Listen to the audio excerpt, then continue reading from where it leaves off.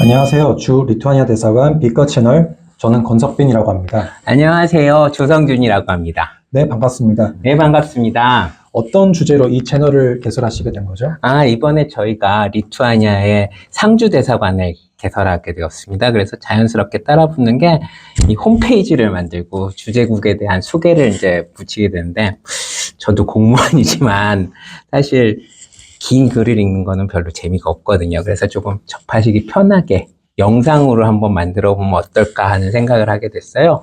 그래서 대사관의 공식적인 견해를 쭉 나열하는 게 아니라 좀 더 개인적인 의견도 시줄 날줄로 엮어가지고 좀 말씀을 드리면 어떨까 싶어서 B컷 채널이라고 이름을 붙이게 된 것이기도 하고요. 저희 능력껏 최대한 검증해서 이제 자료들을 말씀드리겠습니다만, 혹시 틀린 내용이 있으면 이제 보시는 분들께서 댓글로 고쳐주셔도 좋을 것 같습니다. 저희도 이제 대사관을 처음 개설하러 나온 게 이제 한 1년 조금 아직 안 됐거든요. 그래서 저희 초심자로서 아직 서툰 부분이 참 많을 겁니다. 네, 좋은 취지인 것 같습니다. 그럼 바로 본론으로 들어가 볼까요? 리투아니아, 어떤 나라인가요? 간단하게 네. 소개 한번 해주시죠. 리투아니아. 예. 솔직히 말해서 잘 모르시는 분들, 그리고 조금 아직 생소하다 하시는 분들도 꽤 많으실 거예요. 그리고 조금 이제 관심이 많으신 분들 같은 경우에는, 유럽에 있다. 그리고 과거 구소련의 공화국 중 하나다라는 정도는 알고 계실 텐데요. 네, 그러면 어디에 위치해 있는 거죠, 리투아니아? 예, 지도가 아마 나올 텐데, 유럽 대륙의 지도를 보시면 이제 북쪽에 북해가 있어요. 북해 동쪽으로 이제 발트해라고 좀 이제 북쪽에 지중해 같은 곳이 있죠. 그래서 발트해를 서쪽으로 두고 있는 곳에 세 나라가 지금 쭈루룩 모여 있어요. 그래서 이 세 나라를 발트 3국이라고 하는데, 북쪽으로서부터 에스토니아, 라트비아, 그리고 이제 오늘의 목적지인 리투아니아가 제일 남쪽에 있는 나라가 될 거예요. 네, 발트 3국은 들어본 것 같은데 그 중에서도 리투아니아가 가장 크군요. 북쪽엔 라트비아, 동쪽으로는 벨라루스, 그리고 남쪽으로는 폴란드와 접해 있고 이 서쪽에 러시아 땅이 조그맣게 있는데 어떤 지역이죠? 예. 그곳은 칼리닝그라드라고 하는 곳인데요. 러시아 월경지, 영어로는 엑스클레이브라고 하는데, 쉽게 말해 러시아 본토랑 떨어진 러시아 영토입니다. 여기에는 원래 러시아뿐 아니라 독일, 폴란드까지 해서 유럽의 복잡한 역사들이 막 겹쳐 있는 곳이에요.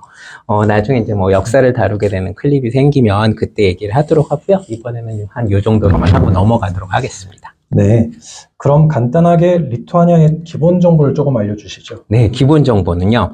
면적은 65,286제곱킬로미터입니다. 대략 전라도, 경상도, 거기에다 충청남도를 더한 정도 크기라고 보시면 됩니다. 인구는 2024년 리투아니아 통계청 기준으로 289만 명이고요. 우리에 비하면 인구 밀도가 그렇게 높은 나라는 아니게 되죠. 그리고 정식 명칭은 리투아니아 공화국. 여기 말로 하면은 리에투보스 레스푸블리카. 라고 하는데, 재밌는 게 영어에는 TH 발음이 살아있잖아요. 여기 발음으로 하면 TH 발음이 없어지고 T만 남아요. 그렇군요. 그렇다면 리투아니아의 민족 구성은 어떻게 되나요? 예, 여기 인구 구성은 리투아니아인이라고 하시는 분들이 85% 정도 살고요. 그리고 소수민족으로는 폴란드인이 한 6%, 그 다음에 러시아인이 한 5%, 그리고 이제 벨라루스인이 한 1% 정도 돼 있으니까 다른 라트비아나 에스토니아보다는 외지인이 별로 없다고 보시면 돼요. 사실 예전에는 수도 빌뉴스가 유럽의 예루살렘이다 라는 말을 들을 정도로 유대인이 많았는데요. 잘 아시겠지만 2차 세계대전 이후로 홀로코스트 때문에 많은 분들이 돌아가시고 지금 몇 분 안 남았다고 해요. 길거리만 이제 딱 나가보시면 알지만 여기는 이제 남녀 가릴 것 없이 키가 정말로 크고 느시는 분들이 많아요. 저 같은 사람은 진짜 나오면 걸리버 여행기에 온 무슨 그러니까 대인국에 온 그런 느낌이 드는 거죠. 그래서 실제로 모델업계에서 종사하시는 모델분들도 되게 많으시고요. 그리고 하나 또 특이한 점이 여기는 여초 국가이기도 합니다. 통계에 따르니까 남성 100명당 여성이 115명이나 된다고 해요. 요번 자료 사진을 봐도 아시지만 여성분이 좀 많이 보이잖아요. 재밌는 사실이네요. 여성 비율이 유독 많은 건 왜일까요? 네, 일반적으로 태어날 때 남성이 약간 많죠. 그렇지만 이제 무턱대고 이제 일반화할 수는 없는데, 그러다가 이제 결혼 정년기 때쯤에 이제 100대 100이 맞춰지는 거거든요. 근데 여기 분들, 남성들의 모험심이랄까 하는 게 굉장히 강하게 나타난다고 할 수 있어요. 그러니까 좋은 쪽으로 보면 여기 분들이 언어 실력들이 정말로 탁월하시거든요. 그래서 이런 언어 실력을 무기로 해외 유학이나 취업을 많이 하시는데 일반적으로 남성들이 여성보다 해외로 이주하는 경향이 조금 많죠. 아, 혹시 아실런지 모르겠는데 멕시코 대통령 셰인바움 대통령 같은 경우도 아버지가 리투아니아 출신 남성분이에요. 그래서 멕시코 가서 결혼을 하시고 뭐 따님이 이제 대통령까지 올라간 거죠. 뭐 이런 상황이 있는가 하면 반대로 좀 나쁜 쪽으로 모험심이 많이 작용하는 경우도 있어요. 무슨 얘기냐면 음주, 흡연을 많이 하세요. 그래서 실제 남성들 평균 수명이 뭐 대체적으로 원래 뭐 전 세계가 비슷하지만 여기가 유독 낮은 편도 좀 있는 것 같아요. 그래서 이러한 상황 때문에 남성들의 평균 기대 수명이 좀 낮고, 그리고 예를 들어서 남성보다는 여성들이 훨씬 많게 되는 구조가 생기게 되는 거죠. 자, 이제 언어 실력 얘기가 나왔으니까 언어 얘기를 조금 해볼까 봐요. 그래서 이제 여기는 이제 발트어족에 해당하는 리투아니아어가 따로 있어요. 그래서 라트비아어하고는 비슷한 어군으로 분류가 돼서 기초적으로 글쎄요. 그러니까 제주도 말쯤일까요? 그러니까 의사소통은 가능은 한데 정확히는 못 알아듣는 그 정도가 된다고 해요. 근데 이제 반면 에스토니아나 그리고 뭐 리투아니아 한때는 이제 폴란드랑 같은 나라였지만 그 두 나라하고는 언어들이 완전히 달라서 소통이 안 되는 정도고요. 그리고 원래 이게 인도 이란에서부터 시작했던 그 인도 유럽어족인데 그게 리투아니아가 옛날 산스크리트하고 비슷하다는 얘기도 좀 있어요. 그래서 고대 언어가 되게 잘 보존되어 있다고 하거든요. 그래서 라틴어도 영향을 좀 받은 것 같다는 얘기를 해요. 그래서 격변화가 매우 심하거든요. 그래서 제2외국어로 뭐 독일어 배우신 분들 막 그 격변화 때문에 되게 고생하시잖아요. 그거 아시죠? 네, 독일어 격변화 많이 헷갈리죠. 데어 다스디 말씀하시는 거죠? 예, 그거, 맞다.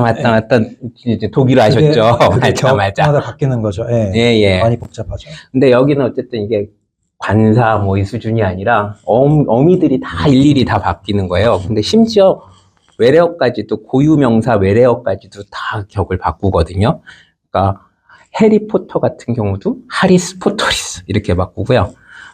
이상한 변호사 우영우에 나왔던 뭐 박은빈 씨를 막 예를 들어보면은, 그러니까 리투아니아에서는 박은빈의, 박은빈에스, 박은빈의, 박은빈의 이렇게 경계에 따라서 어미가 7개로 변화를 해요. 그래서 외국인이 되게 배우기 어려운 언어로 알려져 있고요. 그래서 반대 효과로는 리투아니아 분들은 외국어를 되게 쉽게 배우신다고 해요. 그래서 과거 소련에 치여 있었기 때문에 러시아어도 꽤 통용이 되고 젊은 분들은 영어를 꽤 잘하세요. 그래서 요즘 뭐 러시아에 대한 반감 때문에 러시아어를 알아듣는데 못 알아듣는 척도 하고 뭐 그런 일도 있다고 하는데 영어, 러시아어 뭐 이런 외국어들이 잘 통용이 되니까 밖으로 또 많이 해외 취업을 많이 하시는 편이기도 하죠. 그렇군요. 그렇다면 리투아니아의 자연 환경은 어떤 편인가요? 여기는 북유럽 평원이라고 해서 국토 대부분이 되게 드넓은 평지로 돼 있어요.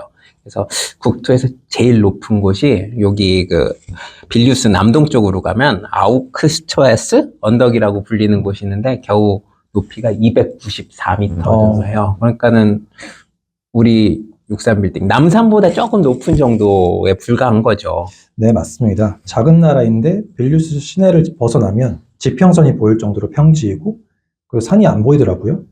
한국은 보통 이제 산에 가야 숲을 볼 수 있는 그런 풍경인데 리투아니아에서는 평야에 숲이 있는 그런 모습이 좀 색다르기도 맞아요. 하고. 한국 분들이 생각하는 게 이제 산이 있어야 숲이 있다라고 생각하는데 여기는 좀 다르고요. 그리고 여기 과거에 빙하에 접했던 지역이 많아가지고 호수도 굉장히 많은 편이에요. 네, 여름에 호수 가서 카누 타면서 휴가 즐기시는 분들이 꽤 많더라고요. 네, 그래서 이제 기후 부분으로는 이제 춥죠. 그래서 이제 냉대 수분 기후라고 불리는 지역에 속해 있습니다. 그래서 가장 따뜻한 달의 평균 기온이 약 섭씨 22도? 그러니까 가장 추운 달의 평균 기온은 이제 영하 6도 정도 됩니다. 그러니까 대륙 서안답게 여름에는 이제 비가 많이 오지도 않고 상당히 쾌적한 기후인데요. 더위가 매우 어색한 지역이라서 작년 여름에 보니까 여기 분들은 기온이 섭씨 30도만 되면 매우 힘들어 하세요.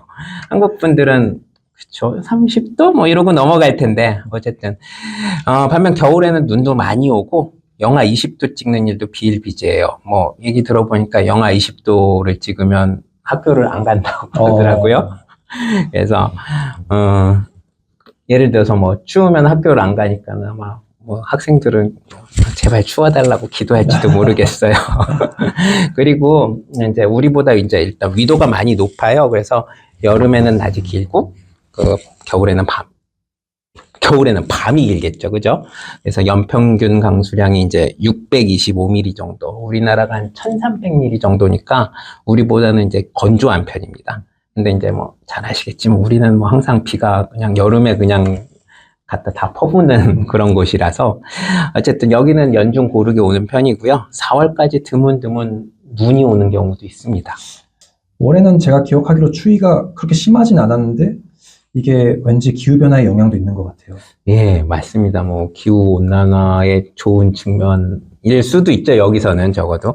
어쨌든 근데, 다만 겨울밤이 길고, 겨울에 비가 많이 오지는 않더라도 날씨가 우중충해서 해를 보기가 좀 어려운 측면이 있습니다. 그래서 여기는 일조량에 관한 통계도 매년 나오는데, 작년, 그러니까 2024년 1월 빌리우스 같은 경우에는 5.1시간 정도밖에 해가 없었다고 해요. 거의 뭐 기록적이었다고 하죠. 그래서 여기서 생활하시려면은 이제 비타민 D 꼭 챙겨 드셔야 되고, 그 다음에 이제 우울증 뭐 이런 것들도 좀 조심하실 필요가 있어요. 네, 겨울에 특히 건강을 잘 챙겨야겠네요. 그렇다면 좀 밝은 얘기로 돌아가자면, 리투아니아 국기에 대해서 이야기를 안 해봤는데, 리투아니아 국기는 어떻게 생겼나요? 국기 얘기하니까 좀 밝은 얘기가 되네요, 진짜. 가로로 이제 세 줄의 국기인데, 위에서부터 보면은 노랑, 초록, 빨강 순으로 되어 있습니다.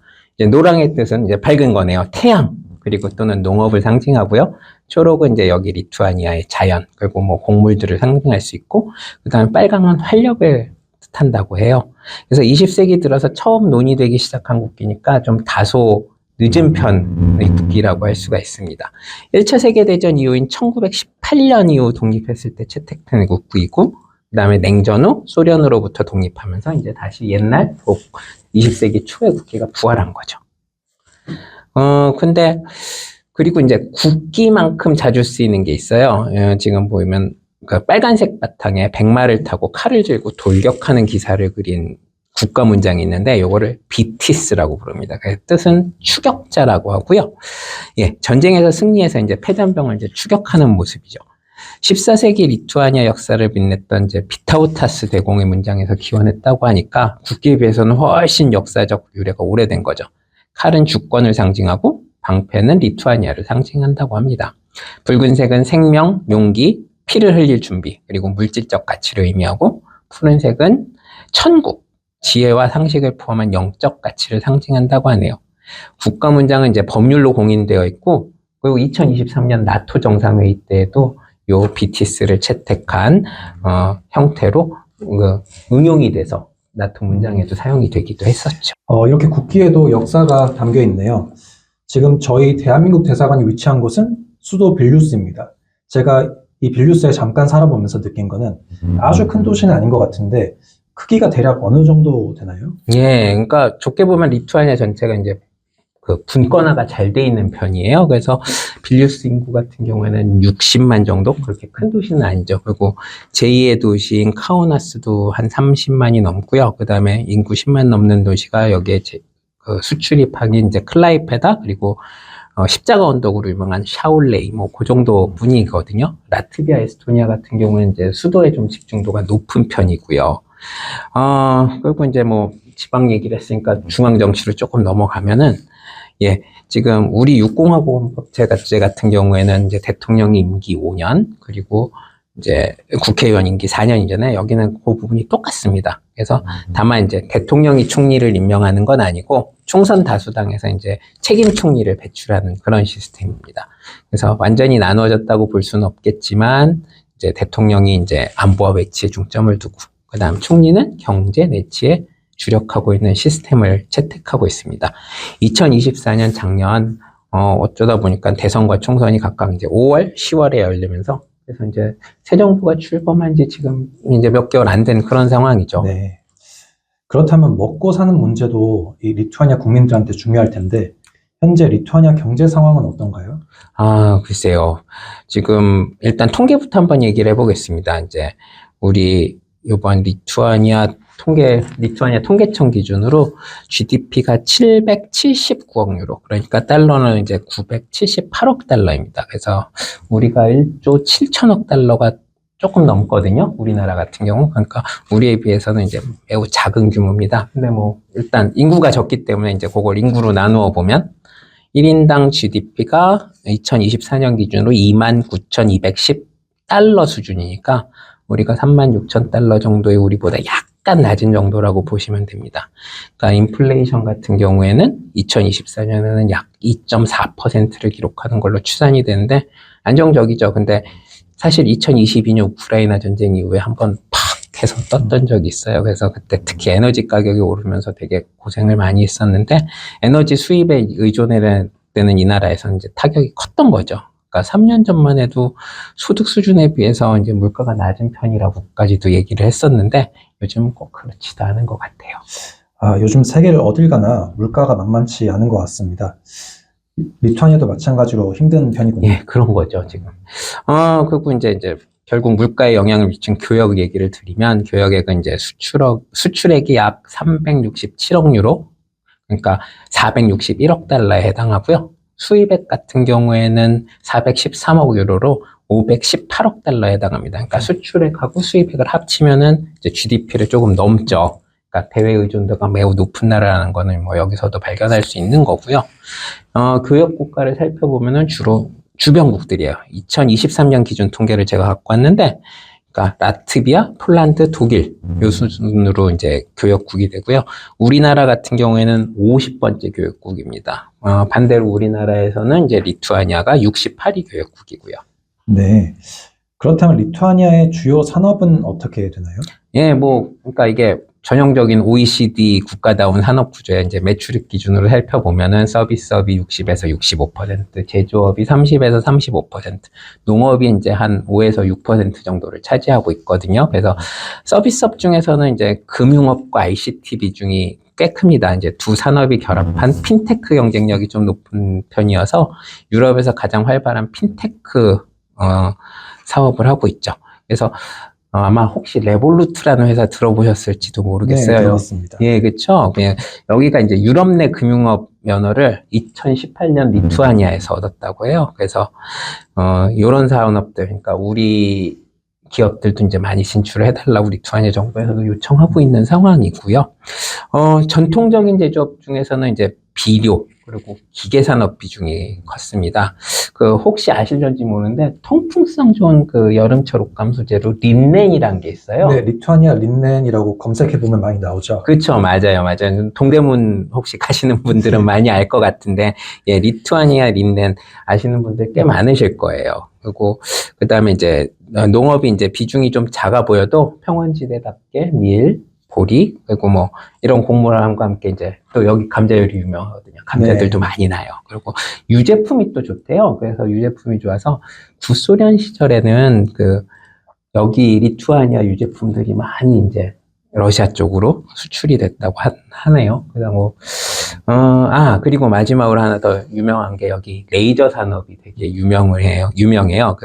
레이저라는 게 이게 에너지를 쫙 모았다가 한 곳에다 이렇게 방출하는 거거든요. 그래서 이제 반도체, 디스플레이, 의료에서 이제 뭐 깎고 자르고 뭐 이럴 때 이제 첨단 기술에서 이렇게 많이 사용이 되는 거거든요.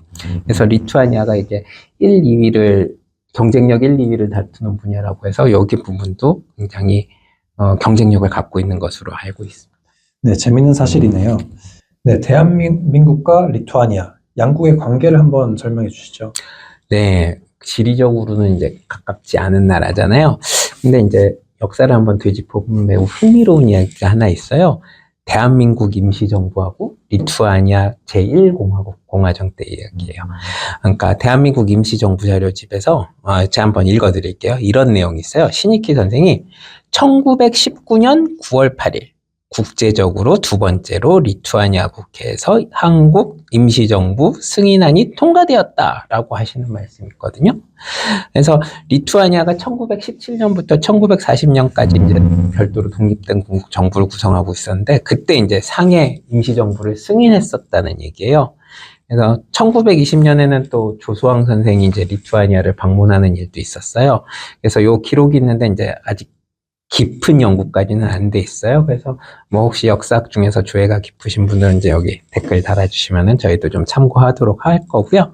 그래서 이런 것도 이제 좀 살펴볼 만한 주제라고 생각이 돼요. 네, 19세기, 20세기 하면 이제 한국도 좀 아픈 역사가 있었던 맞습니다. 시절인데 그런 면에서 동질감을 서로 뭐 가지고 있지 아무래도 않나 그런 저항의 생각합니다. 역사 뭐 이런 것들을 네. 공유하게 되시는 거죠. 예. 그리고 이제 다음에 이제 아까 경제 부문 소개하면서 교역량 간단히 말씀을 드렸는데 아직까지 이제 양국 교역량은 그렇게 크지는 않은 편입니다. 그래서 하지만 이제 그 협력할 수 있는 시너지 효과가 날 수 있는 부분들이 몇 개 있어요. 예를 들어서 우리 전자산업 그리고 아까 말씀드렸던 여기 1, 2를 다투는 레이저 기업. 그 다음에 뭐 ICT하고 금융. 요게 합치면 이제 핀테크가 될 거고요. 그 다음 어떤 거 있을까요? 그 다음 요즘 다들 안 좋지만 어쨌든 러시아와 사이가 좋지 않으면서 이제 에너지 독립을 실현을 하고 있는데 여기 러시아부터 에너지를 천연가스 파이프라인을 끊고 이제 LNG를 도입하고 있어요. 근데 LNG 기술은 아무래도 우리나라가 굉장히 뛰어나기 때문에 여기 지금 클라이페다에 있는 LNG 저장 시설이 있거든요. 과거 LNG선을 이제 개조해서 이제 부유식 저장 시설을 쓰고 있는데 요거 한국 기업이 개조하기도 했던 거예요. 그래서 뭐 이렇게 에너지 분야에도 관심이 많으니까 뭐 이런 부분에 대해서도 특히 또 청정에너지 기술에 대해서도 협력할 수 있는 부분이 많을 것 같아요. 그리고 하나 더 생각할 수 있는 게 여기 빌뉴스시 인근에 바이오시티라고 뭐 70억 유로를 들여가지고 되게 크게 많이 짓는 들였네요. 예 맞아요. 크게 들여서 만드는 이제 약간의 그러니까 바이오 헬스 연구센터를 만드는 것 같아요. 그래서 이 부분에 대해서도 우리 기업들 특히 뭐 제약업, 바이오 산업들의 이제 기업들이 참여를 많이 해주기를 바라고 있는 것 같아요. 그 다음에 이제 문화로 한번 좀 넘어보고 가보면, 이제 뭐 전 세계가 마찬가지지만 이곳 리투아니아에도 K컬처에 대해서 이제 관심이 많이 있습니다. 그 현지인들한테 이제 한국어랑 한국 문화 가르쳐주는 이제 문화체육관광부 소속의 이제 산하의 세종학당이라는 기관이 있거든요. 근데 요 사실 작다면 작다고 할 수 있는 이 나라에 두 군데나 있어요. 수도 빌뉴스에는 니콜라스 로메리스 대학교라는 곳에 세종학당이 한 군데. 그 다음에 제2도시 카우나스에 비타우타스 마그누스 대학이라는 곳에 또 한 군데가 있거든요. 그래서 제가 한번 작년에 오자마자 뭐 정신없을 때였지만 말하기 대회 심사위원을 갔는데 1등 하신 분은 정말로 잘하시더라고요. 뭐 유튜브로 배웠다고 하시는데 너무너무 잘하셔가지고 눈 감고 들으면 한국 사람인 줄 알았어요. 그래서 완전해요. 완벽해요, 정말. 그래서 뭐 그런, 그래서 여기는 아직 이제 문화 쪽으로도 이제 잠재력이 많이 있는 것 보입니다. 네, 요약하자면 한국과 리투아니아 양국이 현재 교역량은 이렇게 많진 않지만 맞아요. 그 잠재력은 아주 풍부하다고 말을 할 수 있겠네요. 리투아니아가 서울에서 대사관 업무를 시작한 게 2021년부터였고 맞아요. 이제 빌뉴스 대사관 개관을 했으니 앞으로 양국 관계 발전에 더욱더 기대를 저희가 양쪽에 이제 다 있으니까는 그렇게 네, 더욱더 어렵지 발전할 않겠죠. 수 있을 것 같습니다. 맞습니다. 저희가 대사관 주소랑 이메일을 저희 자막으로 이제 보내드리니까 민원 업무 그리고 대사관 활동에 대해서 제안하고 싶으신 그런 내용 있으면 저희에게 연락을 주시면 되겠습니다. 그 다음엔 어떤 주제를 다뤄볼까요? 오늘 한번 그냥 이제 객관적인 내용을 했는데 다음번에는 이제 조금 옛날 얘기로 돌아와서 역사 얘기를 해보면 어떨까 싶습니다. 이제 뭐 많은 댓글 달아주시고 관심 많이 보여주시면은 저희가 조금 더 추가적인 클립을 한번 제작해 보도록 하죠. 네, 좋습니다. 오늘 설명 너무 감사합니다. 오늘은 이 정도로 마무리하고 다음 편에서 저희 뵙도록 하겠습니다. 감사합니다.